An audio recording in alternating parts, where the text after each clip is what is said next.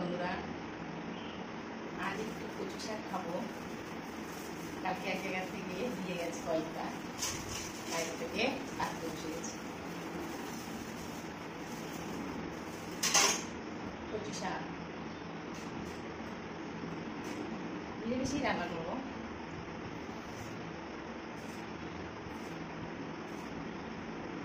কচু শাক খাওয়া ইলিশ মাছের মাথা দিয়ে, তারপরে অনেকে ছোলা দিয়ে, নারকেল দিয়ে, অনেকে অনেকভাবে খায়। যেহেতু মাংস হবে তাই এটা একটু মিলেমিশি রান্না করবো। ছেলে মেয়েকে কেউ খাবে না, আমি একাই খাবো যেহেতু, তাই আমি আমার মতো করেই কেটে নিয়ে রান্না করবো। এই কচুটা একটা পরিষ্কার জায়গা। এখানে আমি যে বাড়িতে ফুল তুলতে যাই সেই বাড়ি থেকে এনেছি, একদম পরিষ্কার জায়গা, ওটা কিছু তাই কোনো ঘৃণা করে না।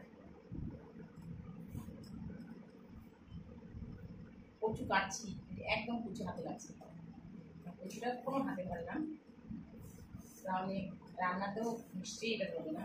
আমি এর আগেও খেয়েছি, তখনও আমি এটা কচুটা যখন কাটতে বসি তখন বুঝতে পেরে গেছি যে কচুটা কখনো মুখে ধরবে না। কিন্তু রান্না করে যেদিন ফার্স্ট খেয়েছি সেগুলো আমি গিয়ে বলেছি কাকিমার কচুটা খুব ভালো, কচুটা কোনো মুখে ধরে না। কাকিমা আমাকে বলে আমরা তো রোজ 2-4 দিন পর পরে এই কচু কেটে কেটে খাচ্ছি, আমাদের জানি এই কচু ধরেই দেয়। তখন আমি বলেছি কাকিমা আমার যখন খেতে ইচ্ছা করবে আমি কয়েকটা করে ডাটা আপনাদের কাছ থেকে বাড়ি থেকে নিয়ে যাবো। তখন বলে ঠিক আছে, তুই নিয়ে দেবো, মন যা যায় তখন যখন খেতে ইচ্ছা করে তুই তখন খেতে নিয়ে দেবো। আমার কচু কাটা শেষেই প্রায় হয়ে গেছে। কচু কাটতে গেলে সময় লাগে, পরিষ্কার করে তার আঁশগুলো ছুলতে লাগে, তাই সময় লেগে গেল।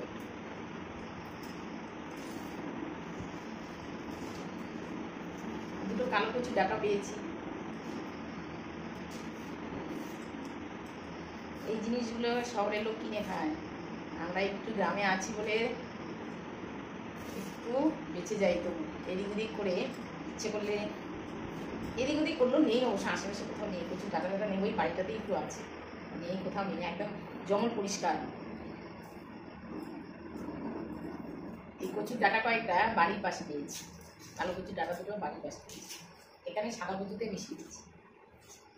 এই দুটো ডাটা তো হবেও না, তাই ওখানে মিশিয়ে দিয়েছি।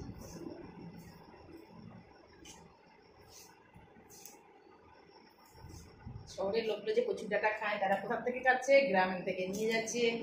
এই যে আমাদের এখানে আমি দেখি রোডের পাশ থেকে তুলে তুলে নিয়ে যাচ্ছে কচুর ডাটা, যেখানে এত নোংরা এত নোংরা, যা দেখলে আমরা কখনো খেতে পারবো না, যা আমাদের চোখের সামনে কেটে নিয়ে যাচ্ছে, নিয়ে গিয়ে শহরে ইউজ করছে। শহরের লোক কি থরি জানে তো কোথা থেকে নিয়ে আসে আর কোন জঙ্গল থেকে কোন নোংরার থেকে, তা আমরা তো সেই নোংরাগুলো দেখতে পাচ্ছি। কিছুদিন আগে এখানে এত জঙ্গলে মোটা মোটা কচুর ডাটা, সেগুলো কেটে নিয়ে গেল, নিয়ে গিয়ে বাজারে বিক্রি করলো। লোকটাকে আমি জিজ্ঞাসা করছি আপনি এগুলো কোথায় বিক্রি করবেন, যে বাজারে। আমি বলছি কি দেখেন এই নোংরা জায়গাতে কেটে নিয়ে যাচ্ছে, সেগুলো কি ওরা জানে? এটা কি আমরা গদি ব্যবসাদার লোক, আমাদের করে খেতে হয়, আমরা যেখান থেকেই পারি নিয়ে যাই, বিক্রি করে টাকা আসে, সেটা তো অবশ্যই।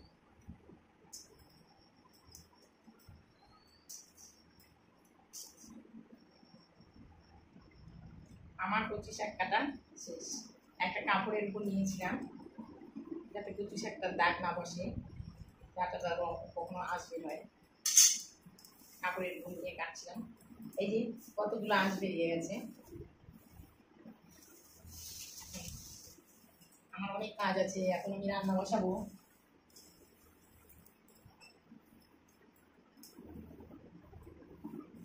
এই সবজির যে কোনো সবজি মনে করেন চোচাগুলো কেটে নষ্ট করি না, কারণ ওগুলো ফুলের গেছে গোড়ায় ফেলে দিই, বা পেকে গেছে যে কোনো একটা গাছে গুঁড়ে দিলে জিনিসগুলো সার হয়।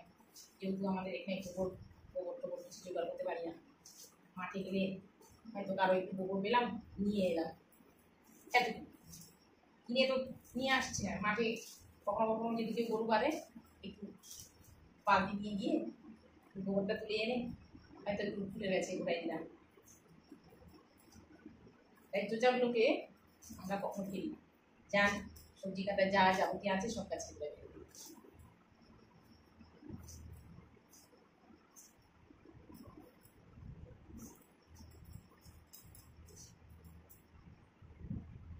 এই এই জন্য কচু কাটতে ইচ্ছে করে না, আঙুলের পরিস্থিতি শেষ। বেশিক্ষণ সময় লাগবে না, লেবু দিয়ে একটু ঘষলেই উঠে যাবে, সেটা চিন্তা নেই।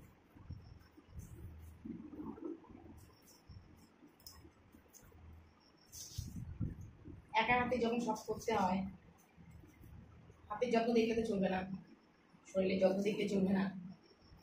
কাজ করো, খাও, এটাই হচ্ছে আমাদের পরিবারের কাজ। কাজ করতে হবে, খেতে হবে, করো, কোনো অসুবিধা নেই, করে দেওয়ার লোক নেই।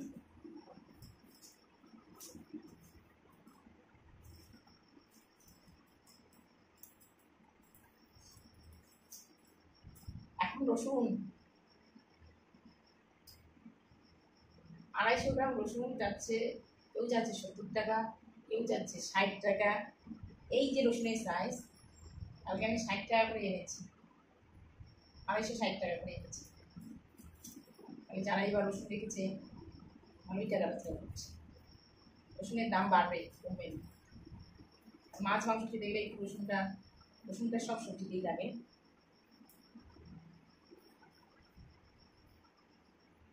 কাল কাল ঢেঁড়সও বলতেছে, কাল ঢেঁড়স চাচ্ছে 80 টাকা। আলু ঢেঁড়স যেগুলো একটু কচি কচি সেগুলো চাচ্ছে 80 টাকা। যেগুলো একটু কচি তারপরে একটু বাটি মেশানো আছে সেগুলো চাচ্ছে 60 টাকা 70 টাকা। আমি এনেছি এরকম সাইজেরগুলো, তবু 60 টাকা নিয়েছি।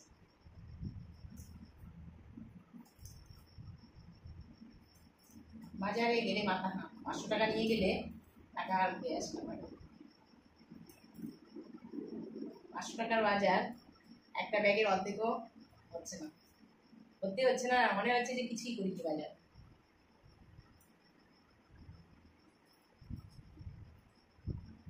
তাই আমাদের মতো যারা সার্ভিসম্যান, যারা গোনা টাকার গোনা হিসেবে চলে, তাদের আমাদের মতো পরিস্থিতি একই। সেখানে টাকা আলাদা, তাদের মোদী সরকার টাকা দিচ্ছে, দিয়ে দিচ্ছে, পে কমিশন দিচ্ছে, ওদের ব্যাপার আলাদা।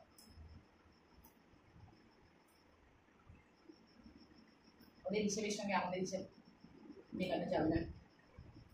তাই আমাদের যেরকম টাকা সেরকম বাজার করে খেতে হয়।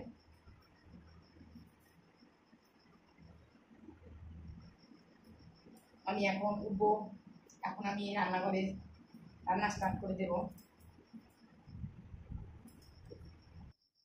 কচু শাকটাকে ধুয়ে নিয়েছি, এখন এটা একটু হালকা সিদ্ধ করে জলটা ফেলে দেবো। আমার কচু শাকটা সিদ্ধ হয়ে গেছে। এখন আমি এখানে পেঁয়াজ, কাঁচা লঙ্কা আর হচ্ছে রসুন কিছু দিয়ে বসিয়ে দেব।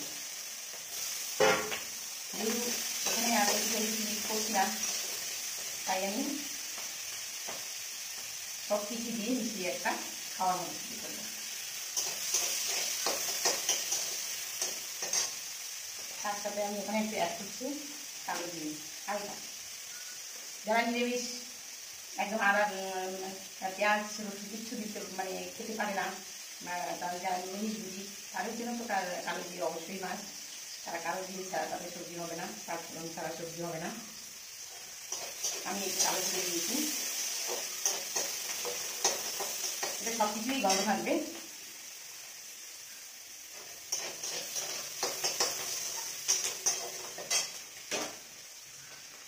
কচি শাকটা সেদ্ধ শাকটা একদম সেদ্ধ হয়ে গেছে, এটাকে শুধু তেলে এখন নাড়াচাড়া দেবো, লবণ দিয়ে দেবো।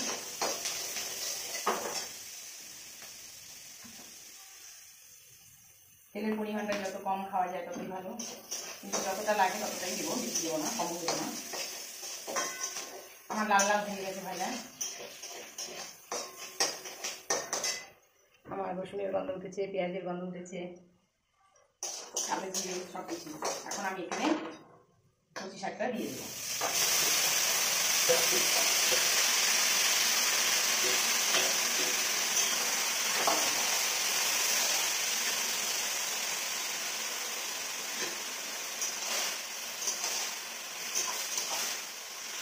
কচি শাকে আর জল দিতে হবে না, এই সুন্দর সবুজ শাকটাকে এখন শুধু একটু লবণ দেব, লবণটা পরিমাণ মতো দিতে হবে। কচু শাকে বেশি লবণটাও ভালো লাগে না।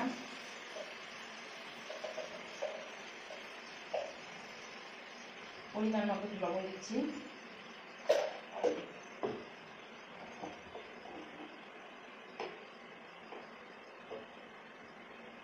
একটু হলুদ দিচ্ছি,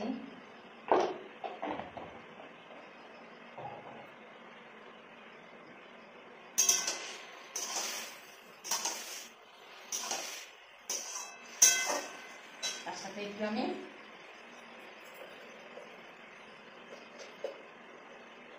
এখন একটু চিনি দেবো।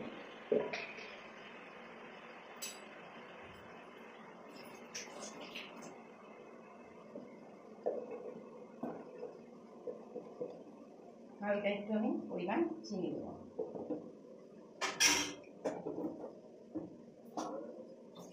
এখানে কাজ শেষ, আর কিচ্ছু দেবো না। আমি এখন শুধু ঢেকে দেবো জলটা দেওয়ার জন্য। আমার এক ফোনানে চলছে, কচু শাক হচ্ছে, আর একদিকে আমি মাছটা বসিয়ে দিই। তাহলে আমার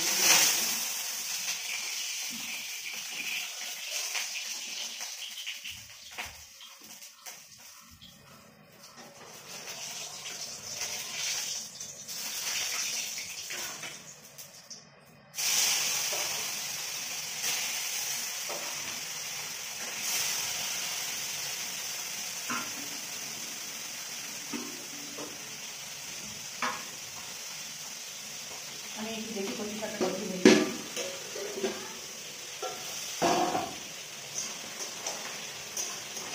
কচু শাকে এখন জল আছে।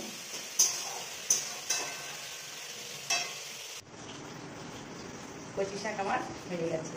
কি সুন্দর কালার, কি সুন্দর গন্ধ। কিছু দিতে হয় না, অত তেল ঝাল মশলাও দেওয়ার প্রয়োজন হয় না। কিন্তু হালকা একটু লবণ, একটু হলুদ, একটু মিষ্টি, কাঁচা লঙ্কা, রসুন, পেঁয়াজ, অন্য সবজিগুলো তো আছে, তাই এখানে আর কিছু মিক্স করছি না, কোনো মশলা জাতীয় জিনিস। এটা একটু হালকা করে নিয়েছি। আমার এদিকে মাছটাও ভাজা হয়ে গেছে।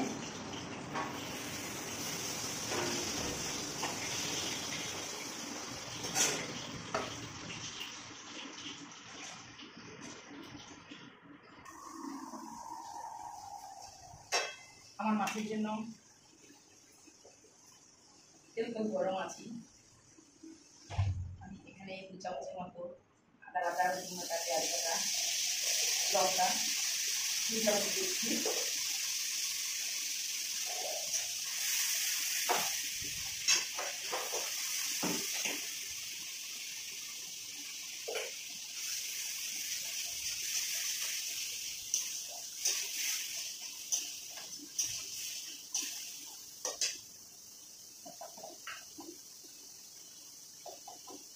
তার সাথে একটু হলুদ দিচ্ছি। যেহেতু রুই মাছ উপরে ছোট, আর বাচ্চারা মাংস খাবে, আর একটু মাছ খাবো, তাই এটা আমার জন্য।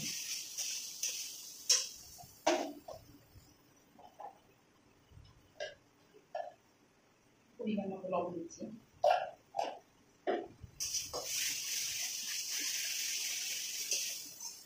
এখানে এখন কিছু দিতে পারবো না, আমি তো আগে বলেছি আমি অসুস্থ হচ্ছি, বেশি তেল ঝাল মশলা খেতে পারি না, হালকা পরিমাণ। আমার গ্যাসটা বন্ধ ভাজা হয়ে গেছে।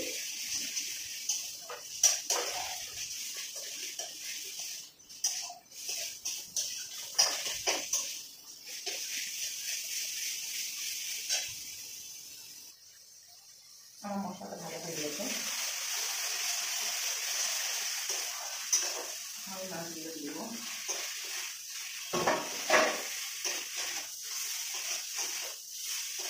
আর মাছের বেশি কিছু করতে হবে না, যেহেতু কচু শাক আছে।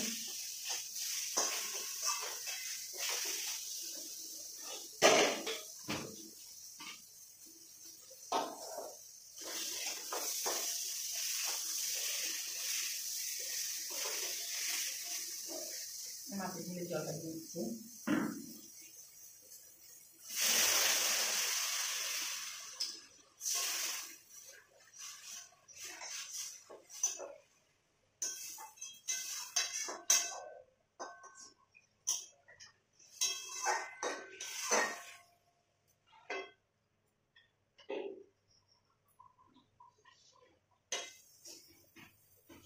লোকাল মাছ তো, লোকাল মাছের একটা আলাদাই টেস্ট থাকে।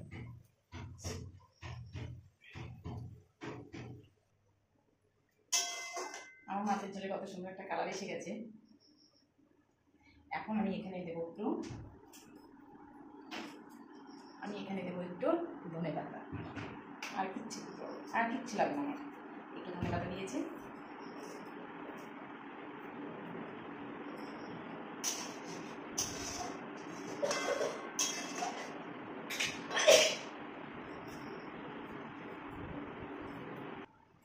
আমার মাছের ঝোল রেডি।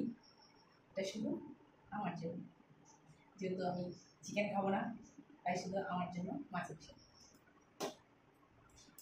ধনে পাতা দেওয়াতে সুন্দর একটা গন্ধ এসে গেছে। এখন আমি মাংস বসিয়ে দেবো, ছেড়ে চিকেনটা এখন বসিয়ে দেবো। তার সাথে ভাতটাও বসিয়ে দিই।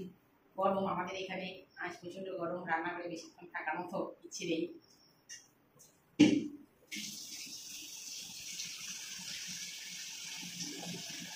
আমার কড়াইয়ে সব তেল দিয়ে দেবো, কড়াই গরম হয়ে গেছে।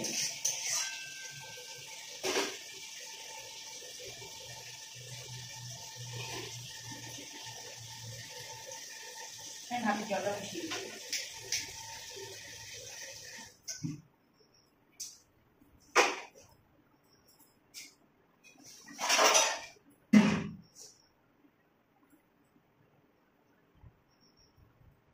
রান্নার মাংসটা আমি সর্ষের তেল দিয়েই করি।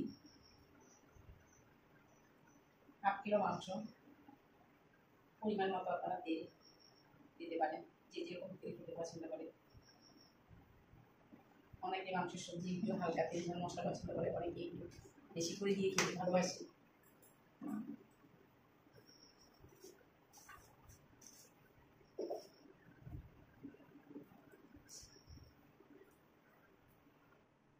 আমার তেল গরম হয়ে গেছে।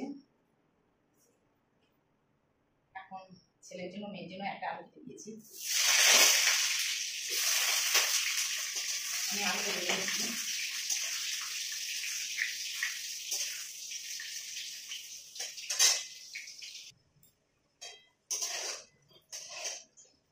আমার আলু ভাজা হয়ে গেছে, মাংসের আলু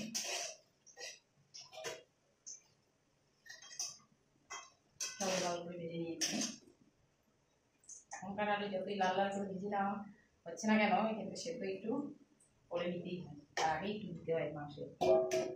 আমি নিয়েছি। এখন আমি পরিমাণ মতো তেল তো আমি দিয়েছি, আর একটু লাগবে হয়তো।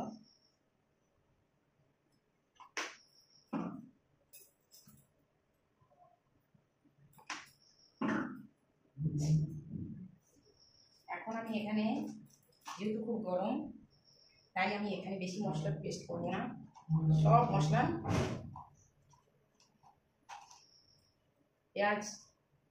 পেঁয়াজটা আজকে ভেজে দেবো না। লবঙ্গ, দারচিনি, এলাচ সবগুলো তেলের মধ্যে দিয়ে দিচ্ছি।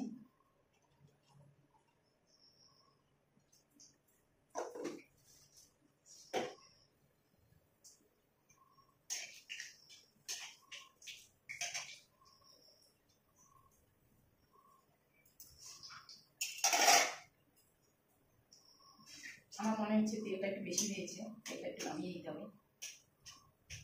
তেল প্রয়োজনে ব্যবহার করা যায়, কিন্তু অতিরিক্ত তেলটাও আমি পছন্দ করি। তেলটা একটু নামিয়ে নিচ্ছি, যদি লাগে পরে দিতে পারবো আমি।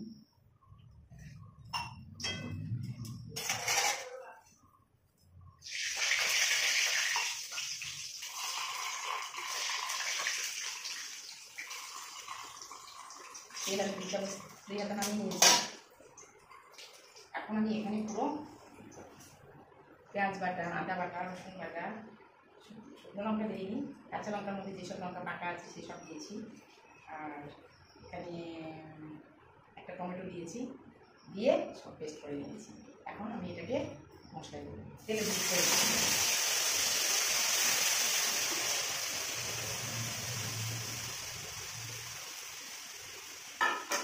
আমি তেলে ছেড়ে দিয়েছি, এখন একটু ভাজা করে নেবো।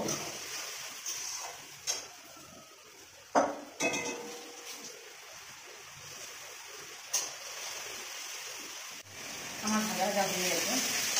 এখন আমি তেজপাতাটা দিচ্ছি।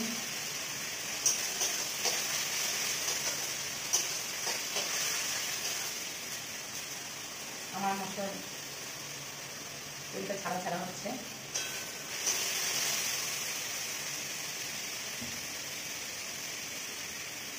এখন আমি এখানে মাংসটা দিই।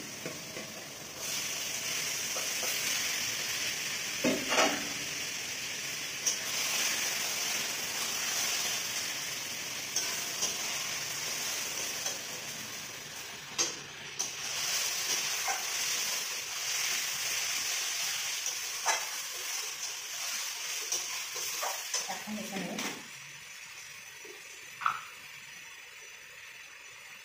পরিমাণ মতো একটু লবণ দিচ্ছি।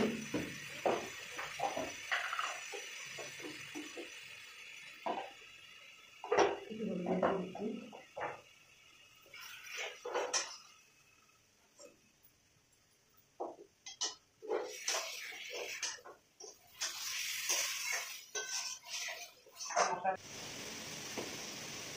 একটা চামচ জিরে গুঁড়ো দিচ্ছি। এক চামচ বলতে বড় চামচে এক চামচ দিচ্ছি।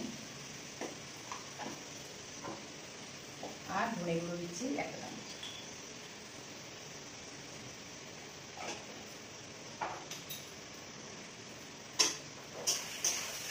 আর শুকনো লঙ্কা গুঁড়ো যারা। আমার মাংসটা ভাজা হয়ে গেছে। আমি এখানে কাশ্মীরি শুকনো লঙ্কা দিচ্ছি, রঙের জিরে শুরু দিচ্ছি।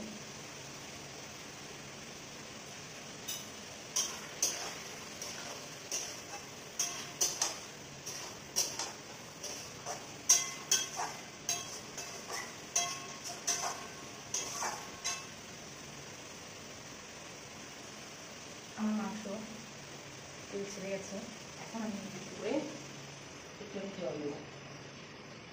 জল গরম জল আছে, দিয়ে রেখেছি। গরম জল একটু করে দিচ্ছি।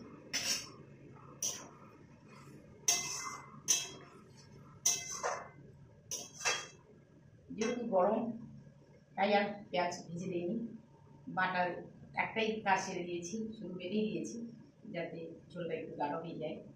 আর কিছু দিইনি। তাই এই গরমে যত হালকা পাতলা খাওয়া যাবে ততই শরীর ভালো থাকবে, সুস্থ থাকবে। আমরা চাই সবাই সুস্থ থাকবে।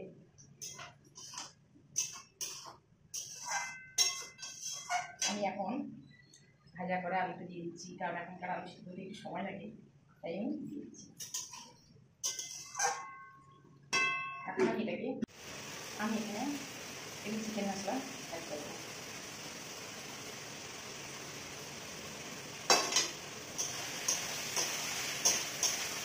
আমার পুরো মাংস প্রথমে হয়ে গেছে। এই যে লাল লাল লাল লাল হয়ে গেছে পুরো মাংস, তেল ছেড়ে গেছে, মাংস সেদ্ধ হয়ে গেছে।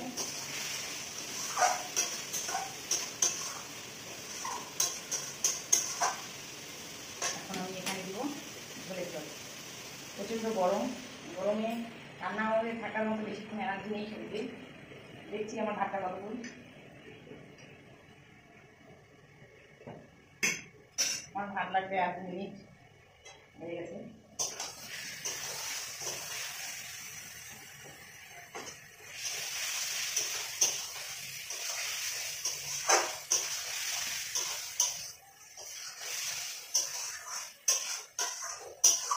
আমি এখন ঝোলের জলটা দিয়ে দিচ্ছি। ঝোলের জন্য গরম জল করে রেখেছি পরিমাণ মতো দিয়ে দিচ্ছি।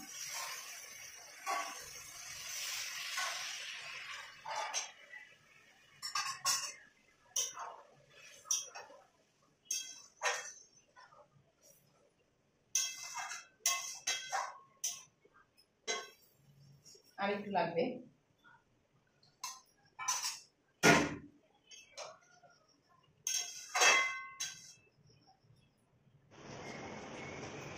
আমার মাংস সবজি হয়ে গেছে।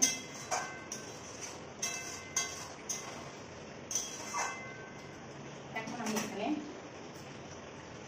যে ধনে পাতাটা মাছে দিয়েছি একটু রেখেছি মাংসটা দেওয়ার জন্য, একটু ধনে পাতা দিয়ে দিচ্ছি। আর একটু হালকা হালকা গরম মশলা দেবো, যেহেতু গোটা গরম দিয়েছি হালকা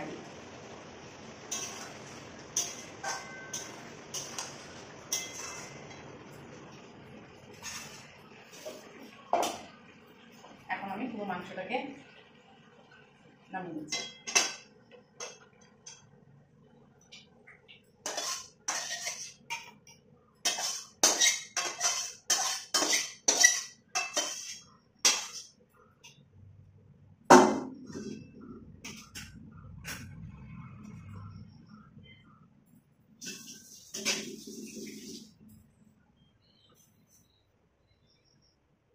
কি সুন্দর মাংসের কালার এসছে। এটা আমার ছেলে আর মেয়ের জন্য।